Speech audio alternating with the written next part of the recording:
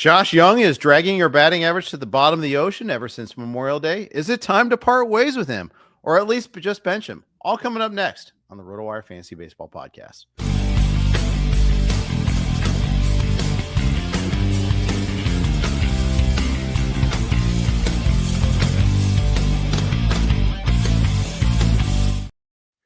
Poor Josh Jung taking strays because he's in a slump there. We're using him as our bullet point there as for Memorial Day slumpers, but he has been slumping badly. I'm Jeff Erickson. He's Red Zinkie. We're talking about post-Memorial Day slumpers. We'll hit that topic soon. We got the news and notes at the top of the show as well. Just glad to be back. Happy talking ball with you, Fred. It's been a while, I think about 2-3 weeks. So thanks to Todd and Clay for covering for me during various graduations and travel stuff there. Now we are back to normal, and wanted to start right off with another player that's back to normal is Ronald Acuna Jr., who might be the 1.1 again. Is this what we're questioning?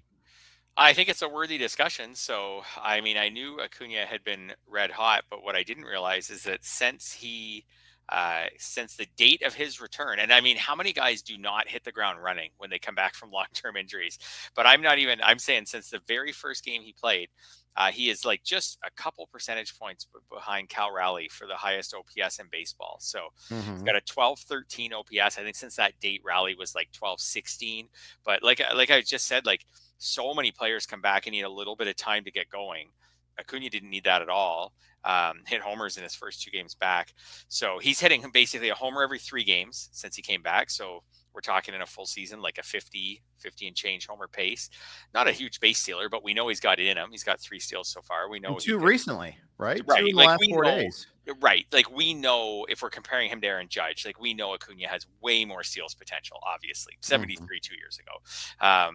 Even if he's not going to push it on the base paths this year. He leads the majors in runs scored, I think tied with Ellie De La Cruz since he came back, which has always been the power's great. The steals sometimes are incredible, but the runs I find with Acuna every year, he just scores a ton of runs so fast. He gets on base. Anyways, I don't know. I think, and he was the 1-1, like he was the 1-1 in 2023 before these injuries came. I'm not saying he has to be everyone's 1-1, but I think he's as valuable. Because I've got like rest of season rankings going this year. I think he has to be in the top 3 right now, and you could put him 1-1. Yeah, I get it. I think you can make a pretty good faith case there in favor of it there. The fact that he's starting to run now too is opening my eyes. The fact that he's had 2 in the last 4 days, had another like hustle play at the plate as well in there that, required, aggressive base running, not a stolen base, but still the sort of burst that you expect from a player with a healthy knee. I didn't grab him too much this year. I didn't want to wait it out. I didn't think he'd run that much. How many stolen bases does Ronald Acuna Jr. end up with this year? Let's see here. I'll go 20. What do you think? I think that's plausible. 17 more. That's above my projection, and I'm starting to feel like my projection was light. So yeah, I think that's probably reasonable. I feel like I'm just thinking, like you said, he has a couple extra steals recently. Maybe he gains steam, gets a little more comfortable. He's just so good, like 73 2 years ago. So 20 would be like him not really pushing it at all. Like the thing with Acuna is like obviously he's playing better than, like, he's not a 1200 OPS guy. Nobody is. So, but so is Aaron Judge is outplaying, all of his expected stats so far. And if someone said like, I'll take Aaron Judge, like I totally get it. If someone wanted to say they take Ohtani, I get that too. I'm kind of, I don't know. I kind of with Acuna, like Ohtani's not stealing bases like last year. He is still hitting homers, I guess, like last year. So, yeah, I might still, I don't know. It's a really tough one where I think I'm still going to keep Acuna 3rd until I just see probably a little bit more. But yeah, I can't put him any lower than that. Yeah. It's funny because, I mean, it's not like Witt has disappointed us, right? It's just he's starting to hit for a little bit more power. At least I think he is. I gotta actually verify that, but yeah, he's been fine. He's been fine. He is not killing you. Let's just put it that way. But he has been a little disappointing. Yeah, 31 earned auction value is 31. He's not over 300 this year. He's got 10 homers so far this year. The problem with Witt too is you're not getting the killer counting stats because he's on the Royals. Yeah, and their offenses, I think it was second last a couple days ago. I think it was second last in majors in runs scored. So yeah, so I mean, if you think we're not quite right at halfway through the season, but like we're close enough that you could almost double stats as a rough estimate. So he's profiling as a 2040 guy, 2040 80 80. Really good, but not quite what we were expecting. So I think it's easy to put Acuna past him, especially because Acuna has been to a place just a couple years ago that Witt has never been to. So, and Acuna seems healthy. So I think I think Witt and Ellie is a really interesting debate right now for the number one shortstop and who you'd rather have for the rest of the year, because Ellie has the same amount of steals, a lot more home runs, more RBIs. Batting average is only a little bit worse. He's playing on a team that's scoring more runs. So he scored 20 more runs than Witt. Yeah. I think that's the interesting discussion right now is Witt versus Ellie. Rest of the season. If someone still want to take Witt, like I would be fine with that. But yeah, I think that's an interesting discussion. And they're probably maybe them and Kyle Tucker, probably the next tier of hitters after the three we talked about. Jenstad and I talked about it on Sunday, but what do you do with PCA next year? So again, what do I do with PCA every week in my rest of season rankings? And that's the answer to that is he just slowly creeps up every week. So I've got him now at, these ones that will be released till Friday, but I've got him now at 16th. So which is where I took him in Friends and Family, I think. And I might, so he just kind of keeps creeping up because every week that he continues to play really well, I feel like every week that he continues to play really well, you've got to give him like a little more credit. How about this? I didn't put this in our notes, but Corbin Carroll going on the IL today. Yeah. Like, would you rather have Corbin Carroll or PCA for the rest of the season? Like maybe PCA because he's playing. And for the rest of the season, PCA. I mean, it's you're because I'll take the guy that's playing now over the guy that's going to miss at least 2 weeks. That's for sure. Yeah. So that puts. So there's another guy that PCA just climbed over today. There's a whole separate discussion on, say, PCA versus Paul Skeens versus Zach Wheeler. That's just like a hitter pitcher discussion. But I debated PCA versus Juan Soto, PCA versus Trey Turner. Trey Turner's having a really nice season. Not a ton of power, but like basically hitting, like bobbing around the 300 mark every game, stealing bases, just really consistent leadoff hitter. PCA versus James Wood. Like there's a lot of neat ones. James Wood. Oh man, that guy's just rising and rising. I know. And he's got a lot of more prospect pedigree than PCA, but PCA's actually been even better than James Wood, like as far as fantasy goes, even more valuable this season. So, so there's another interesting one as far as I'm concerned is PCA versus James Wood. I feel like all of these guys are kind of like back end of the first round, early part of the second round type guys so far. Like I said, there was the big three, and then there's kind of Ellie, Bobby Witt, Kyle Tucker. Lindor is just really consistent, always has good years. Jose Ramirez, Tatis, and then I think we start to get in a group with these guys, with the guys we just mentioned. Like I said, near the back end of the first round, early part of the second round. So still lots obviously to shake down, but I haven't been able to convince myself to put PCA like in the top 10, for example. I can see it. I mean, same with James Wood. Yeah. Well, hey, that's why we're allowed the passage of time. We'll see a little bit there. Chandler Simpson is back up with the Rays. Meisner is sent down. Simpson, you got to assume he's going to play pretty much on the regular. How do you value him going forward?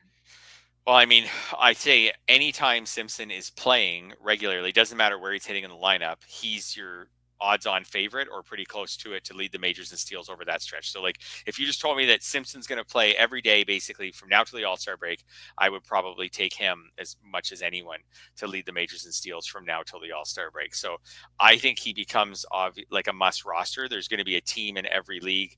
I've actually scooped him up in a couple leagues. I grabbed him in our Friends and Family like a week ago, just thinking like he was probably due to come back soon, just playing the odds and injury, whatever. I didn't love what was on waivers. I was like, whatever, $0. I'll just pick him up and hang on to him.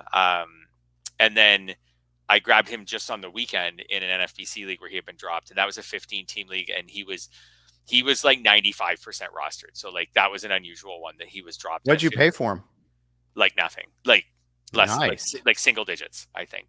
I think all my bids this weekend were single digits. So, I think something 8 or something like that for him. So, and again, I was just thinking, I didn't love any of the guys on waivers. I didn't really need a hitter this week. I was like single digits. I'll hold him for a week and just see where I'm at in a week. And if someone else wants to pay for him, they can have him. So, anyways, I think you're not going to get any power, but if your team can use steals, he's a polarizing player, to be sure. Yeah, because you're really taking a nothing out of home runs and pretty much a nothing out of RBI. He had 11 RBI in 35 games, but you're getting 19 stolen bases, and if he hits 285, then that's a win for you. Then you'll do fine. He had 17 runs scored. You prorate that over the rest of the season. That's another 40, 50 more runs scored the rest of the way. I'd take that. Yeah, he's a 3-category guy. But he's still 9th in the majors in steals, despite being in the minors for the last little while. And really, if he has like a good even like week and a half, he can get probably up to 3rd at the rate he steals bases. How about this? I take him over Victor Scott. I know you and Scott talked about Victor Scott on Sunday night. He's been awful lately. So I take Simpson over Victor Scott. He's got way more, like per plate appearance, far better base stealer, and then hitting for average. And Victor Scott's been really struggling at the plate. I take him over Luis Robert for sure, who has more steals than him. I'm just looking at which I'd probably take him over. I take him over Jose Caballero for sure. He's leading the majors in steals, but doesn't hit for average. Doesn't do anything else.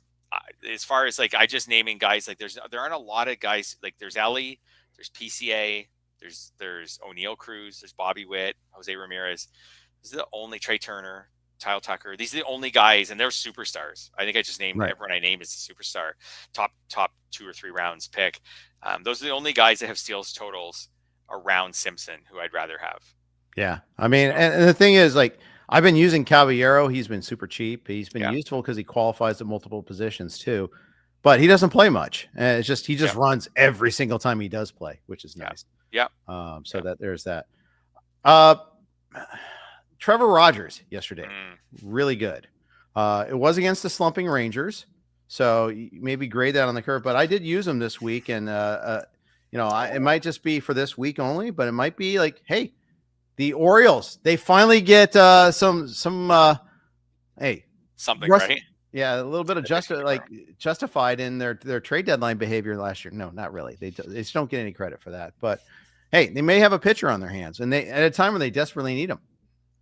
Yeah, I mean, we'll have to see another start for sure. I mean, only 4 strikeouts, but the previous start just 5 days earlier, 2 1/3 innings, 3 runs allowed, 71 pitches to get through 2 1/3 innings in Tampa. So we're gonna have to probably see a little more with Trevor Rogers. But good for you for starting him in a league. I do have my labor team actually. I should have totally been adding him and starting him on my labor team, because that team is like just it's actually in 4th place. But the pitching staff has just been completely decimated by injury. And like I'm hopelessly in last in ERA and WHIP. I had Cole Reagans. I had Corbin Burns. I forget the names off the top of my head, but I think I looked up once and like the first 5 starters I drafted or something like that are not on my roster anymore. I should be just streaming guys like Trevor Rogers and crossing my fingers. I can't finish lower than last, and I'm already there in ERA and WHIP. So good for you for streaming him. His next start. Oh, actually, I have to go into next week to see his next start. I thought he'd have a start on Sunday.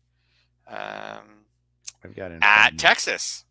Here we go again. At Texas next Monday. So we've got RotoWire's got him projected for Sunday against Tampa Bay. Wait a minute, I'm nope. At RotoWire. No. I had to refresh the page. You are correct. Yeah, it is at Texas. They're pushing everybody back one extra day by calling up Brandon Jung to pitch a game on Wednesday. That's just giving everybody an extra day of rest.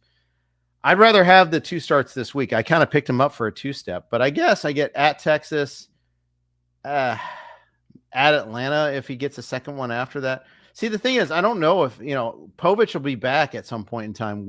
Will Rogers remain in the rotation after that? Kind of annoyed. I want the 2 starts this week. That's why I picked him up for.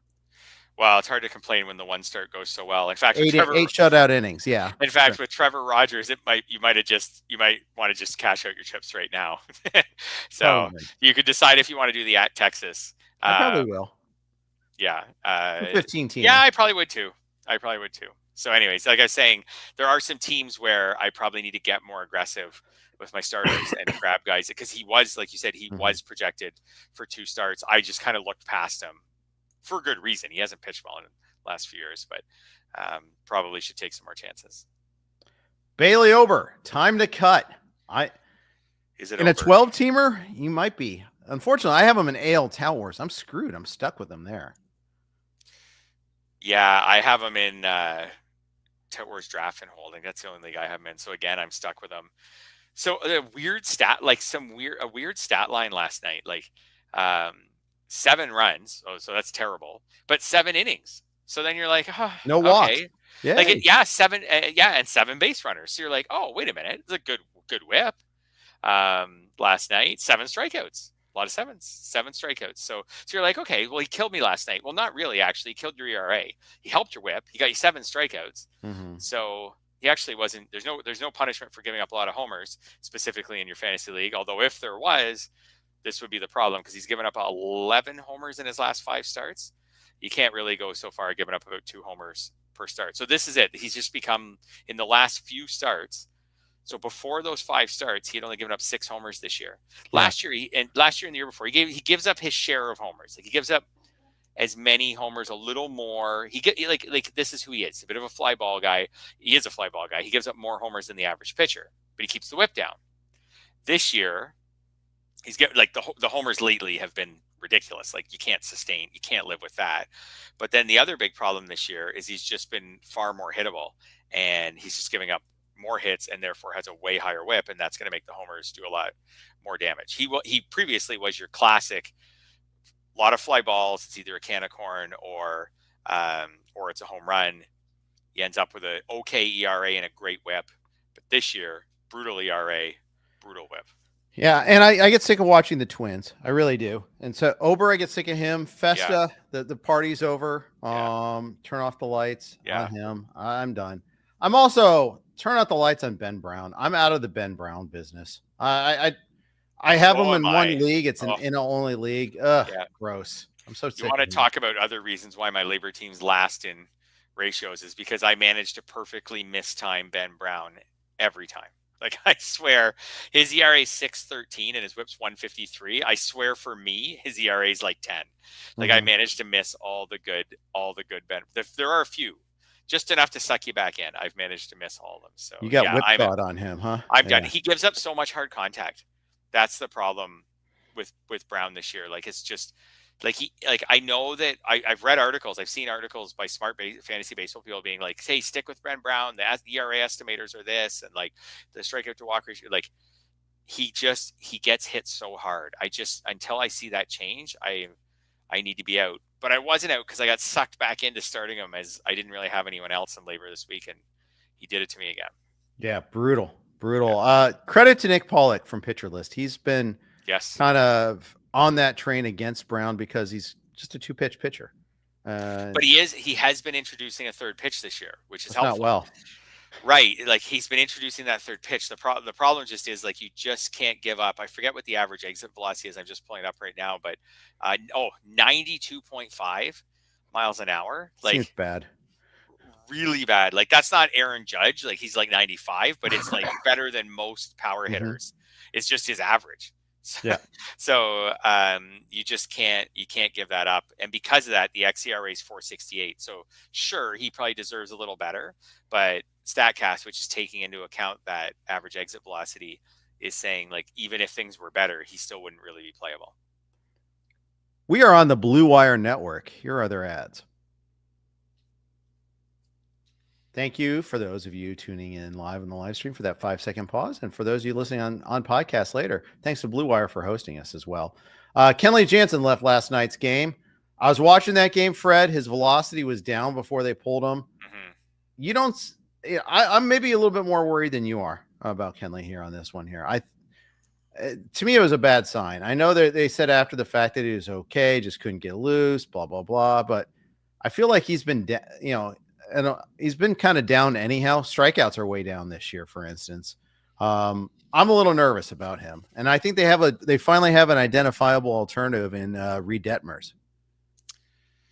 Yeah, and I mean, okay, when you said I was more optimistic than you, I don't think that's totally true. I think I was just reporting the news. So okay. The title of the MLB.com article is Jansen exits after 4 pitches, expected to be fine.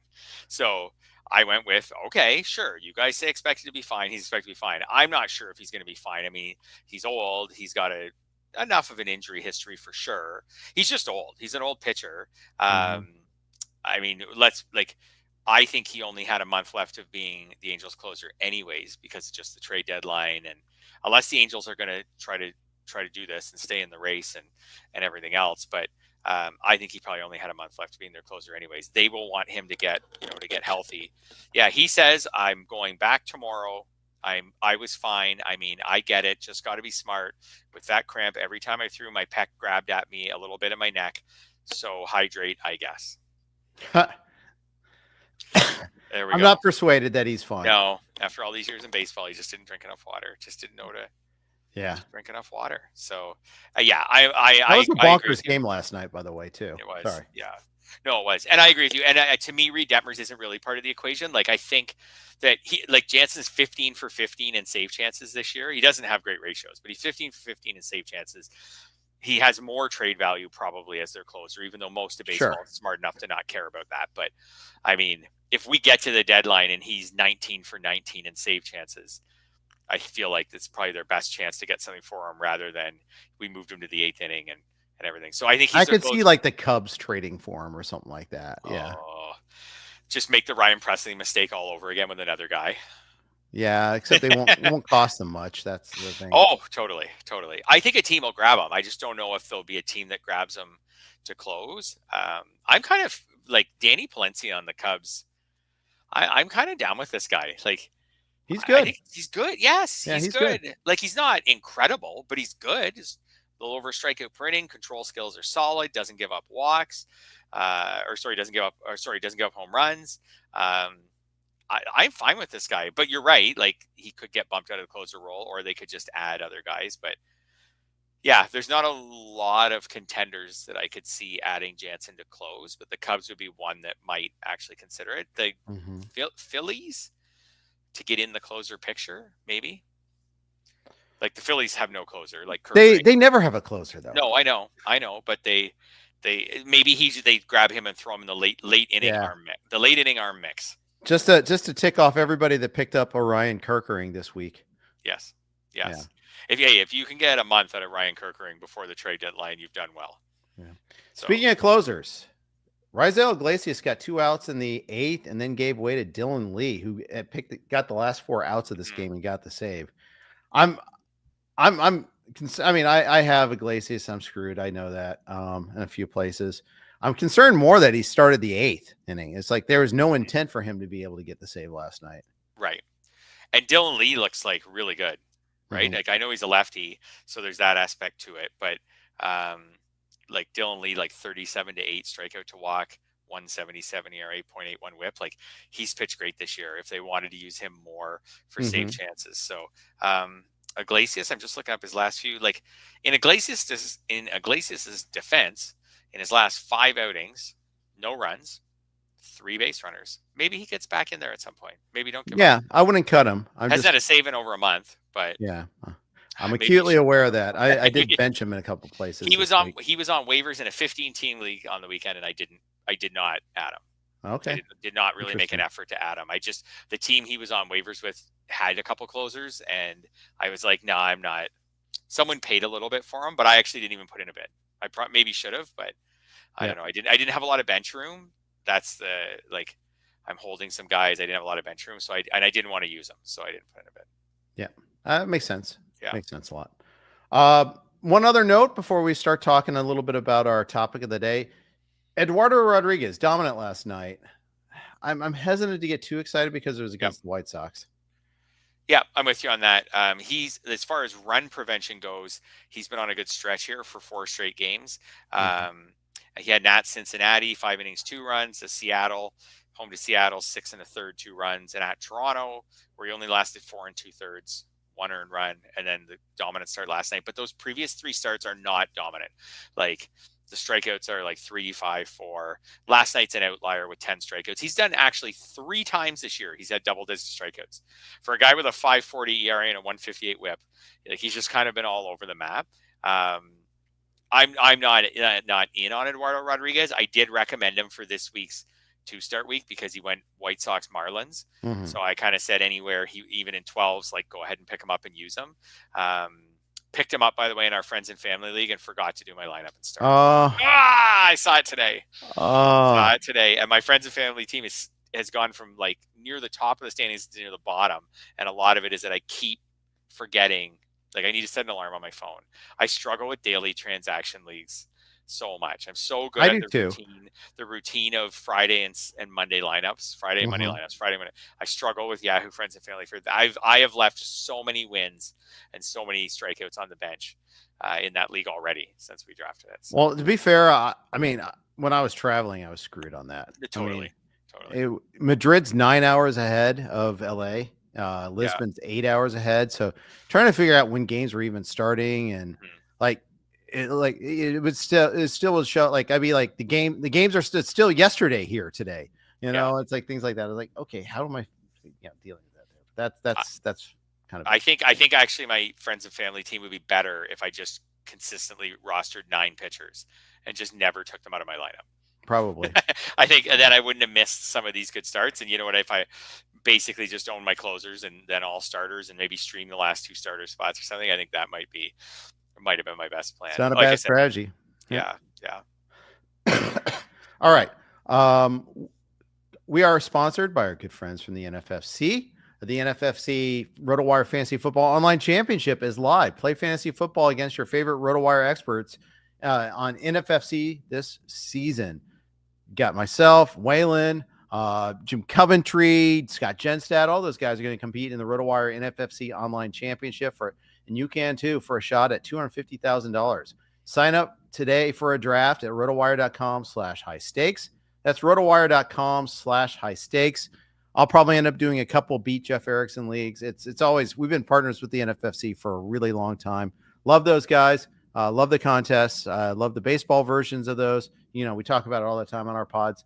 Go ahead, check that all out. rotowire.com/high stakes. Get all the information there that you need. Let's talk about our topic of the day, and that's Memorial Day slumpers. Fred, what was your methodology here? Yeah, so I just was looking at the hitters who had the lowest OPSs in baseball since the start of Memorial Day weekend, because that was May 24th, was Saturday. So we're exactly a month from today. So my thinking here is that maybe we could, because the very first guy we're going to talk about, like I have in a lineup and wasn't really thinking of taking him out because I don't know, he just wasn't really on my radar. And then when I saw that he has the lowest OPS of any qualified player since Memorial Day, I was like, oh, I better, not that I necessarily still need to take him out, but I should probably take a hard look at it. So I think we'll talk about some players today that maybe the answer is take them out of your lineup. Maybe the answer is trade for them because they're buy lows right now. Maybe the answer is cut them. So let's get at it. All right. So Josh Jung, our cover boy, taking strays from us here, but not really. He's taking strikes and swinging at balls, struggling. Our lowest guy in OPS for at least qualified at a number of bats since Memorial Day. Yeah, and when you look at him, like I don't know if my answer is really that you have to take him out of the lineup. He's kind of caught this sickness that the whole Rangers lineup has this year, where it's just one. We're about to talk about a much more famous Texas underachiever soon, but it's just like one struggling player after another. But like his strikeout to walk since Memorial Day is terrible, but it's always terrible. Like his whole career, like his career is 28.1 strikeout, 5.3 walk. Like it's always been terrible. So as far as his batted ball data, it's not great, but like he's hitting the ball about the same as he did overall. And it's a little worse than his career average. Like I don't know, his overall stats this year aren't bad. So this may just be like a really long slump. I would say in a 12-team league, I could probably I think I could be maybe tempted to, you know what I mean, to see who else I could get into my lineup. In a 15, I don't know if I would replace him. So, Fred, I have him in a 15-team league, the league that you Yeah. and I are in together, Yeah. Labor. Yeah. And I did bench Jung this week. I picked up Okay. Casey Schmidt on the Giants. They're playing the Marlins now, and then they're hitting a road trip. I always like when Giants hitters hit the road. I could have benched Cam Smith. I could have benched Matt McClain. I have choices to bench. That's a problem. But I actually benched Josh Jung and Luis Arias this week. Okay. Sick and tired of Arias. He's been awful. If he's not hitting for average, and what are we doing here? He narrowly missed this list. Like I could have put him, like he could easily go on this list. His OPS since more or less 605. So yeah, he could have been on the list too. Yeah. I have a whole slew of bad options there. That's the thing. Yeah. So yeah, he's definitely someone that I did bench this week, and like I have him in a score sheet leading. I'm stuck with him there. So be it. Yeah. His teammate Corey Seager, also really bad as late. I don't think this is actionable, unfortunately. Yeah, so this is probably for me the most shocking name on the list. Like that Corey Seager has a 507 OPS since Memorial Day. That's with a 16.3% walk rate. So he's been getting a ton of walks. Like as far as like everybody who was even considered for this list, Seager had by far the highest walk rate. So since Memorial Day, he's hitting 147. For a guy who doesn't steal bases. His BABIP though over that stretch is 192, which is close to the lowest. I think it was in the bottom 2 or 3 BABIPs for any player. Like again, like just it's like this just underachieving nature of the Rangers offense is just spreading. We see this every year with some team, I feel like, where it just spreads and like everybody's caught it. And yeah, he hit. So Seager, for example, hit. Well, since he came back from the IL on May 28th. So right after the Memorial Day weekend, he just a couple days ago hit his first homer since then. Yeah, he's just ice cold since he came back. So you worry that maybe he's not completely healthy. Yeah, I am worried a little bit about his hamstring. Like maybe the hamstring's messing up. Like it's not like a shoulder or a wrist or something. Like. Well, he's not. And the thing is, he started the year coming back, recovering from the surgery too. So he started kind of hurt. He didn't have a full spring training. Sometimes those guys, they need that full ramp up period. And it seems like he never really got it. But then got off to a good start. He hit 302. Yeah. With an 886 OPS in April. He didn't play much in May, an 800 OPS when he did play. He's just like I said, like so ice cold. I think I would be more inclined to try to buy low on him than anything else. Like he's Corey Seager. He's always a good hitter. Yeah. So yeah, I think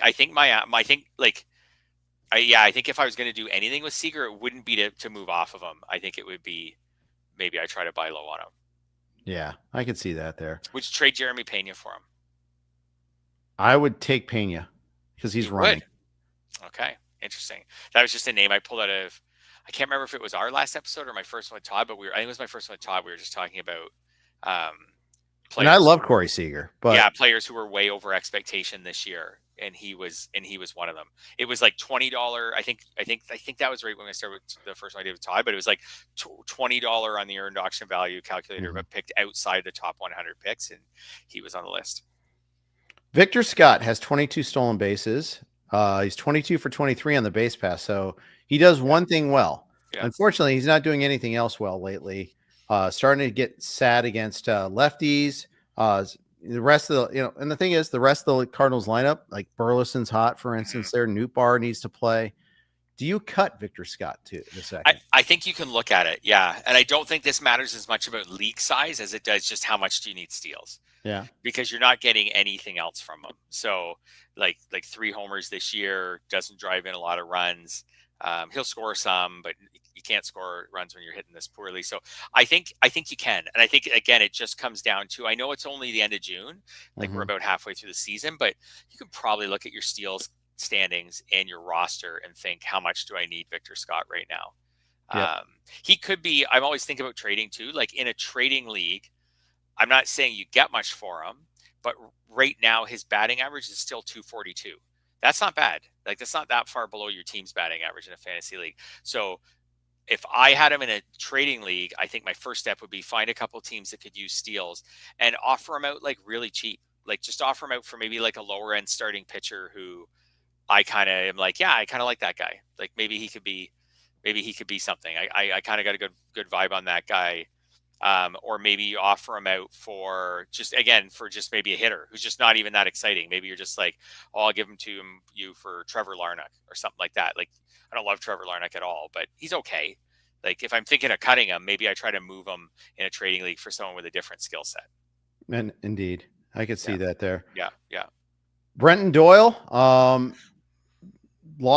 he had Vlad Sedler was filling in for me a week ago Sunday, and that name came up, and he mentioned that he missed some times for personal reasons, and it turns out he and his wife lost a child, I think.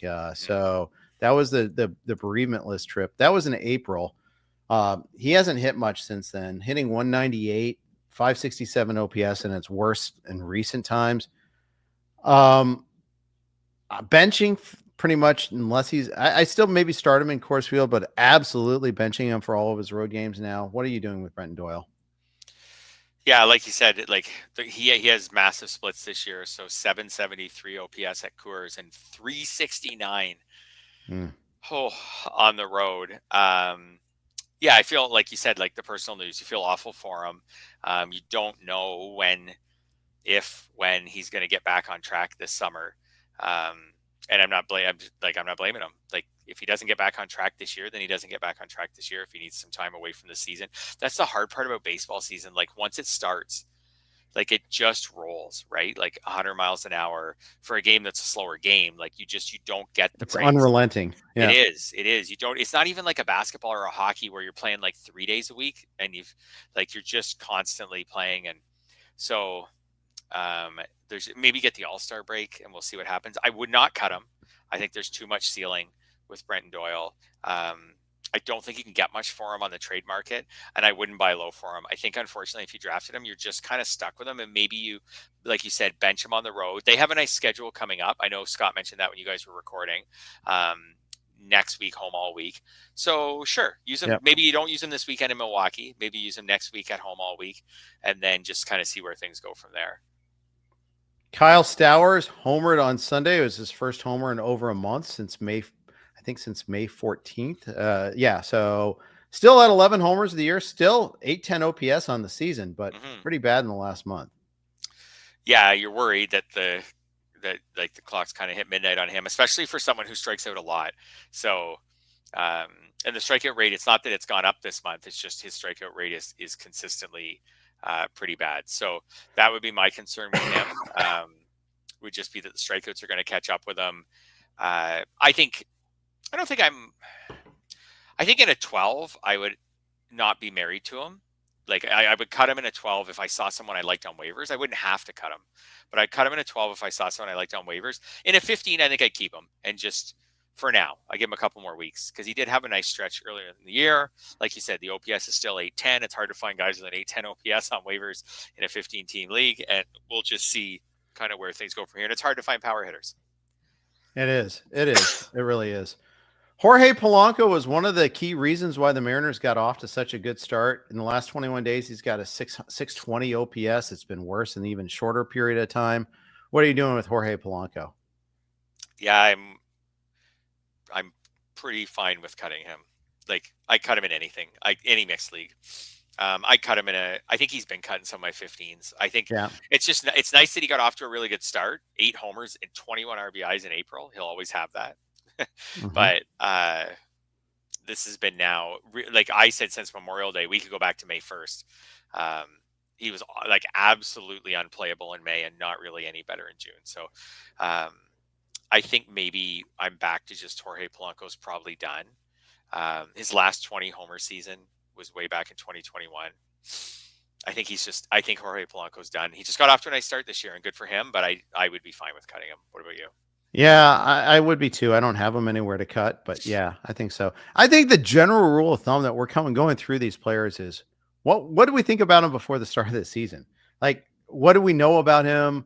What sort of level was this player on? And that kind of helps us guide our decision. There's a couple that I think that are tricky We're going to get to one of them in a couple players from now. But especially because he got, like Polanco, this other player got off to a great start. We'll see what to do about that. I think, though, it's interesting. This next player is almost a good proxy for the entire struggles of the team, and that's Michael Harris II. The Braves as a whole really haven't hit for a whole lot of power, aside from Acuna Jr., aside from Matt Olson. But Michael Harris has just been straight up bad, like real life bad. Like he's OBP, I think, was 252 going into yesterday. That's just killing a team, especially for someone playing every single day like that. Absolutely. Michael Harris's last walk was on May 18th. Ooh, like, oh, that is really, really, really bad. And then he's got a few steals since then, four. And he's got three homers since then. But it just seems like it's just not really, like, it's just not happening with Michael Harris this year. Could you cut Michael Harris in 12s?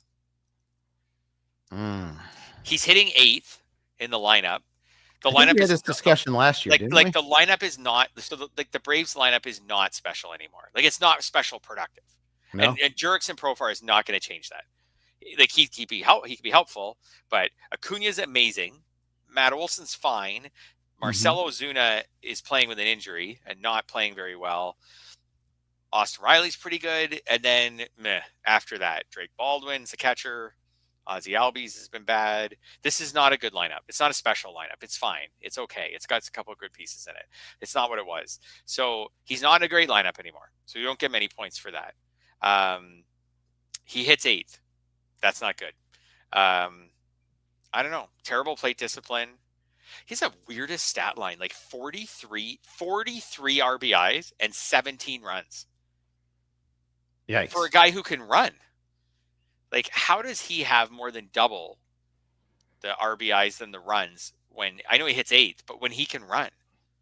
See, also just not getting on base. Yeah, I guess. Yeah. So 240, 245 on base. Like, maybe the Braves will start to bench him more when they get Profar back from suspension. Perhaps then they'll have a little bit more latitude. I don't know. Verdugo's terrible though. He is. I know. And I don't think the Braves should be buyers. Like, I just don't think the Braves are good enough. Do you know how many home runs Alex Verdugo has for the Braves? I do, because you played this game with Scott and I listened to you guys. He has 0. Yes. But I don't know. With Michael Harris, like, he's on pace for about a 10-20 season, about 10 homers, 20 steals. Like, I think I'd cut him. I think I'm okay with cutting him. You're guaranteeing that somebody's going to spend big on Fab the next week and use a bunch of their Fab on him.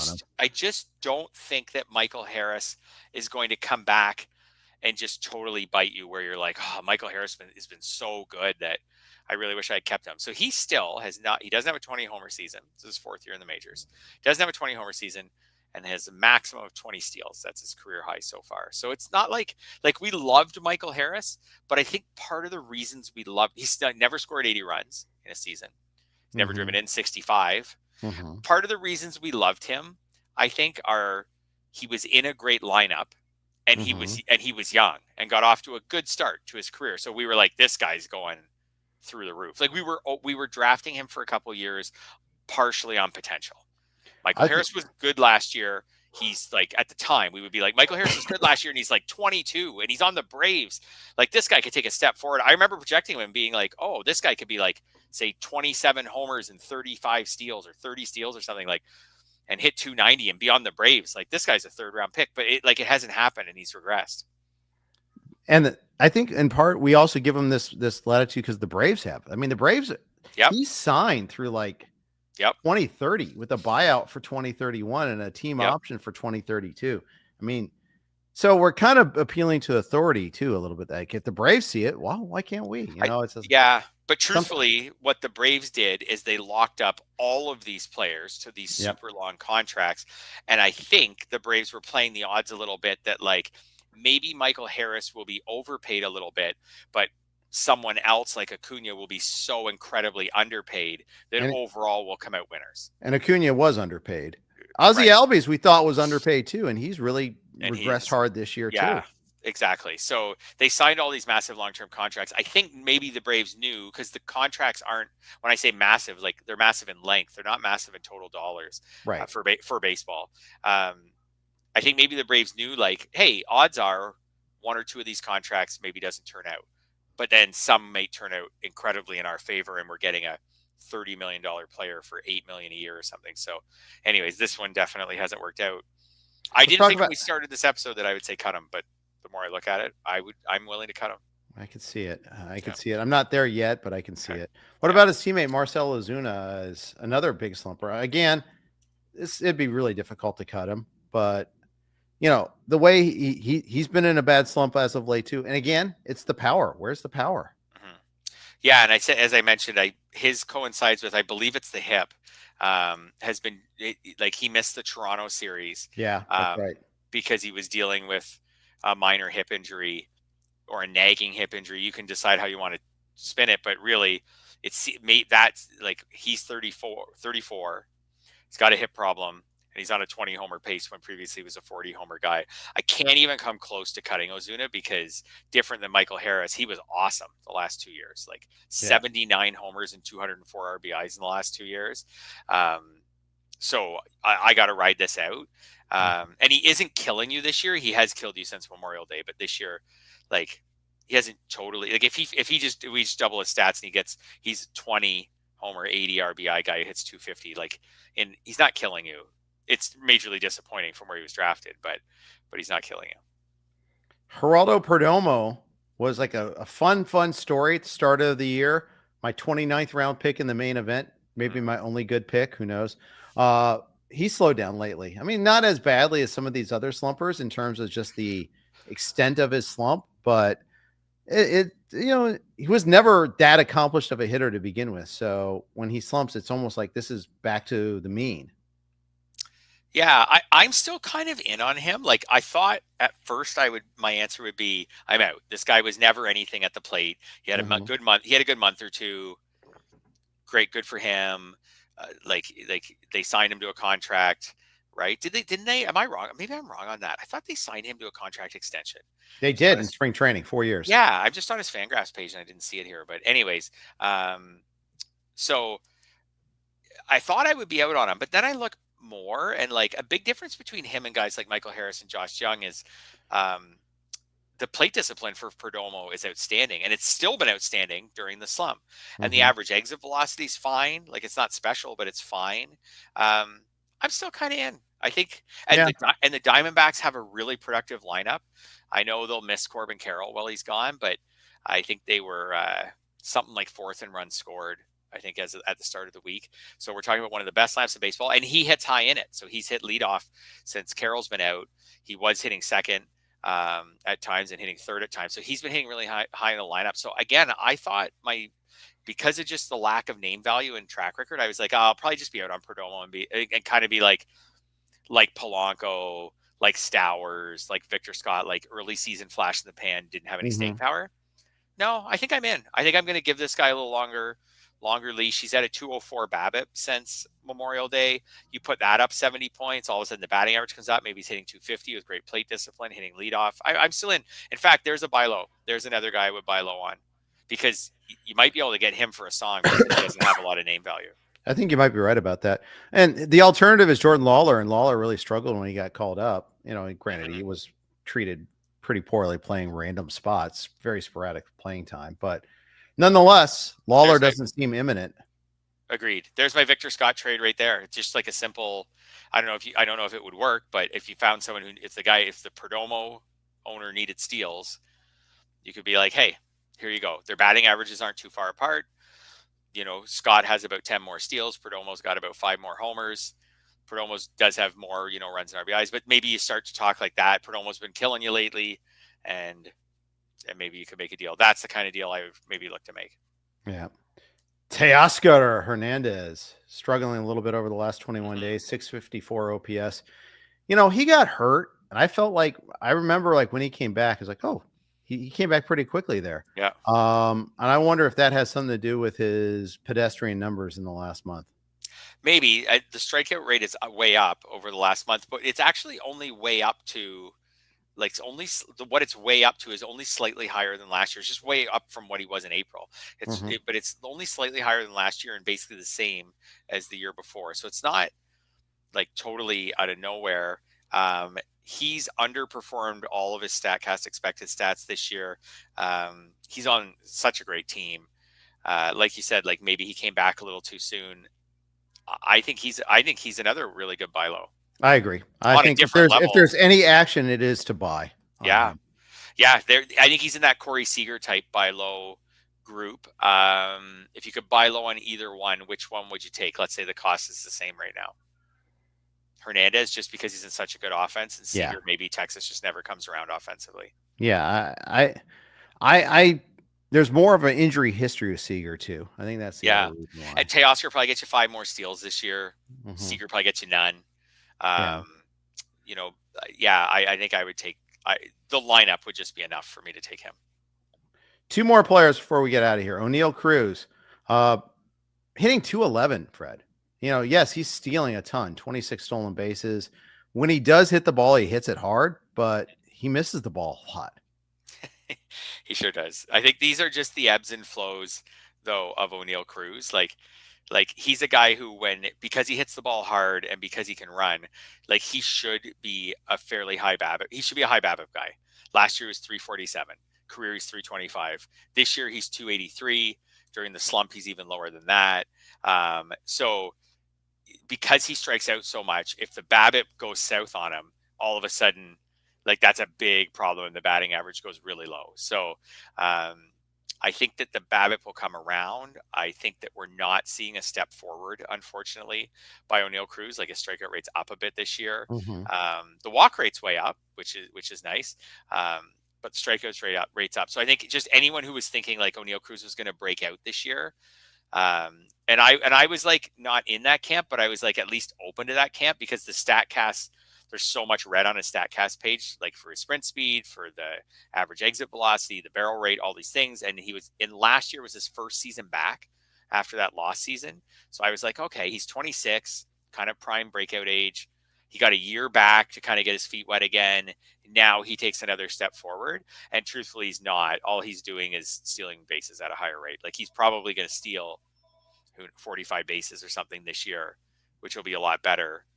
I don't know. He's still really valuable. This is what, when you drafted Cruz, what you were playing the odds, and Ellie De La Cruz is a little bit like this too, is he's so fast that there could be a 45 steal season. He's so powerful that if the strikeout rate went down for a while, there could be a 35 homer season. And you know what I mean? So you were like, I don't know where this is all going to go, but it could be fun. And there could be some, and in the end, the power is probably going to be about what you expected. The steals will be better and the batting average will be worse. Where does Oneil Cruz go next year? 3rd round again, kind about of where he went this people past love year. him. End of the 2nd, beginning of the 3rd. I feel like let's say the batting average ticks back up and he ends up hitting 233 with 233 with 25 homers and 40 something steals. And he's exciting. Does that get him into the 2nd round? Maybe. He's also on a crummy team. I was comparing him in my head as I said that to Jazz Chisholm this year because I felt like that was a little bit near what we were predicting for Jazz. Like not a great batting average, but plenty of homers and steals. But then he was on the Yankees. So then Oneil Cruz and as much as we get enamored with Oneil Cruz, let's be honest, with every season that it doesn't happen, we're going to become a little more jaded as a group. And keep in mind, next year you'll only get him at outfield. Also, you won't get him at shortstop anymore. For me, that wasn't much of a factor this year because I felt like shortstop was so deep that I just felt like all of my teams had so many shortstops. If I could have got him at 2nd, that would have been a different story. But it wasn't too much of a factor for me. It'll just be if we don't see any growth in the strikeout rate, then I don't know how you can project him to take the next step. Yeah. So he's also just like a weirdly inconsistent. I don't know if you saw that because you were away. Like he had a fielding play the other night that was horrible. Just like, all time. Like that's an all time embarrassing for a lot of guys. That's like for most guys, that's the worst fielding play of your entire career. Jaron Duran-esque. Remember that? Duran had that play. Absolutely. So and then just when it happened, I just thought about how like they moved him off shortstop and he wasn't happy going to the outfield and I don't know. And then you see that and I'm not an expert on defensive metrics and in season or anything, but I was just like, I don't know if this guy's fully locked in on what he's doing. I don't know. That one just looks so. It wasn't like uncoordinated, and it just lackadaisical. Yeah, it was, and luckily Reynolds was backing him up, but it was pretty bad. And it's pretty easy to be a lackadaisical pirate. Yeah. Lackadaisical pirate with how poorly they're playing. Exactly. Yeah. We'll finish with our last guy, Spencer Torkelson, not in the lineup tonight because of his recent slump. 4 for 32 over his last 9 games. So perfect time, Tigers. Thank you for that. Appreciate you. Not playing against the A's. Tork is hitting 223 again. He was so good early on, and he still has 16 homers for the season. But Fred, we're back to the same old stuff with Tork. For sure. And I mean, truthfully, like even when he was quote better, he was still not hitting for average. Like his average in April, when everyone was super excited about him, was 213. His average in May, when we stayed excited about him, was 237. So this is what Tork is. Like he's like a 30 homer, but low bat, like 220, 230. He's a 30 homer guy and the power will come and go, but he's a 30 homer guy who's going to hurt your batting average. I think that's what he is, and that's what he's going. And then for the Tigers, like he can't be that valuable when he's carrying. Right now, he has a 330 on base, which would be great if he could keep that, but it might end up being more like 320. He's a bit of a one-dimensional power hitter. At least he's like returned to the point where like he's on the Tigers, like after last year. Great against lefties this year, just okay against righties. So he should sit probably against some righties. I don't know. I just think if you got Tork off waivers, you still got like a great ad, especially if he hits 25 or 30 homers. But I don't think you got like anything amazing.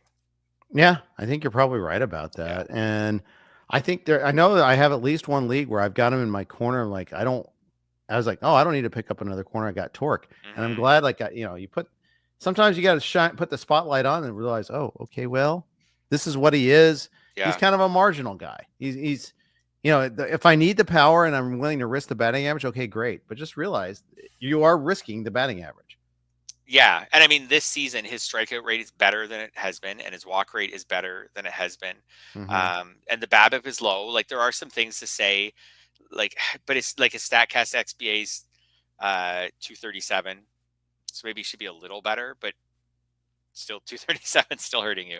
So this is what he is. This is, like I said, this is what he is. He's hopefully 25 to 30, hopefully 30 homer guy.